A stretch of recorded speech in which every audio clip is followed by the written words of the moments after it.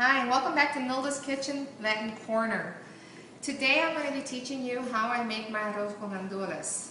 And this is all the ingredients that you're going to be needing to make that. Like in my first video, I made the sofrito, and as promised, I'm going to teach you how and how much of it I use in my rice. Here is the rice, and also the pigeon peas, the green pigeon peas, and the tomato sauce. You really don't need to put a lot of this. You can even eliminate it if you want. You don't have to put it. Also, sazon, this is to give it color. Salt, and you would add to your tasting, and cumin seed. Again, you don't need to put this in your rice, but I like the smell of it and I like the taste of it. Now let's talk about the main ingredients for the arroz con gandules. You already know the role that sofrito plays. What I want to talk to you about is about the rice. I personally prefer the medium grain, and the reason for that is because it makes your rice fluffier. A lot of people like to use a long grain, but I prefer the medium grain. And I believe Goya makes the only one I've been able to find in my local store to make that sells the medium grain. And I use, for a family of 4, I'm going to be using 2 cups of rice today. And the rule of thumb is for every cup of rice is a cup of water. But on top of that, the water, you're going to add an additional about 1/4 more of water. So I'm going to be using a measuring cup. For my gandules, I drained it because it comes in liquid.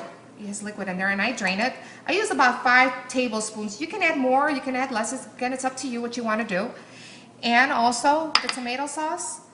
It's something you really don't need. My mother-in-law doesn't use it. So a lot of people don't use it, but I do sometimes. I put probably about a tablespoon in there. Again, and like the salt, like I mentioned about the salt, is to taste. And the cumin, you're just going to sprinkle it inside your pot. So let's go ahead and make it. I use a caldero to make my rice. And you can use anything you want, but I prefer this one simply because it makes the rice. There's a lot of people like the pegao. It's the crunchy part that's in the bottom of the rice, and some people tend to scrape it out. So what I'm doing right now is that I'm warming up the pot, the caldero, in a low flame. And now that it's warmed up, I'm going to put some oil in it. And the trick to this, to get pegao, is to kind of coat the bottom of your pot. You don't want to really fill it up, but you just kind of want to coat the bottom. So as that's heating up, I'm going to grab some sofrito. And this is a tablespoon. You don't need a lot. A tablespoon of tomato sauce. Again, you can add more. I don't like to put too much tomato sauce simply because it makes your rice too watery, and we don't want that. So I'm going to stir it in.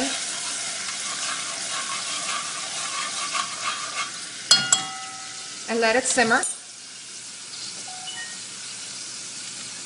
And then this is for the cooked food coloring. I put 1 packet.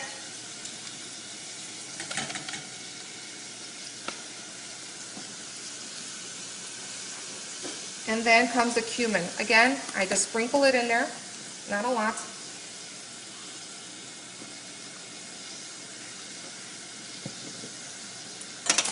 And then I stir. Just let it simmer in there for a little bit and get all the flavors can get in together.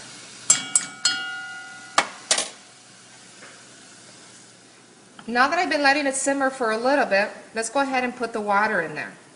There goes 1 cup of water per rice. Remember, I'm using 2 cups of rice. So there's 1 cup.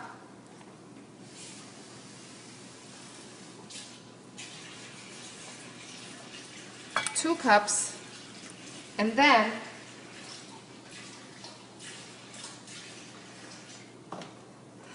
about 1/4 of rice, of water.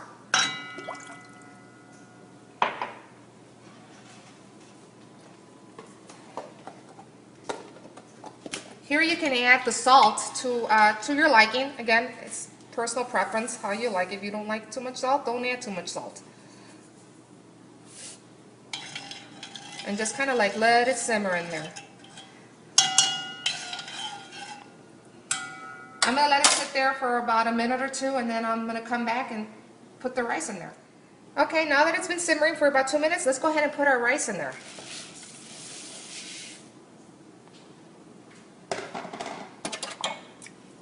I'm going to stir that in there. And then you can add your pigeon peas. And again, if you want to add more, by all means, go ahead, add more. Don't, if you don't want too much. My son loves this, so I actually going to be putting more in there.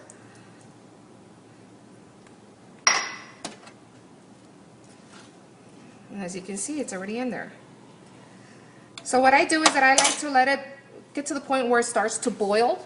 And then once it boils, I lower the flame to the lowest, and then I cover it up, and I come back in about 15 minutes, but we'll let it boil, and then we'll come back and check it.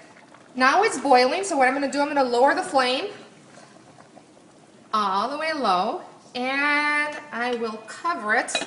In about 15-20 minutes, it's 5:11, we'll come back and check it, and if it needs to be stirred, we'll get it stirred, but there you go.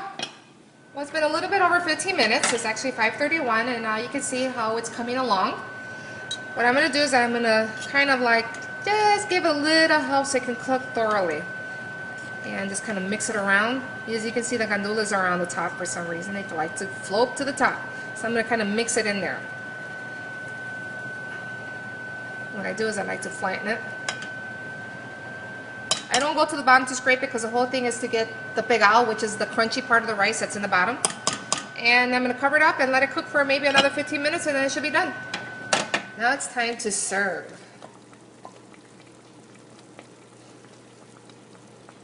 This is for my husband, as you can see. And for the chuletas guisadas, what I like to do is grab some of the juice and just pour it right on top. And there you have it.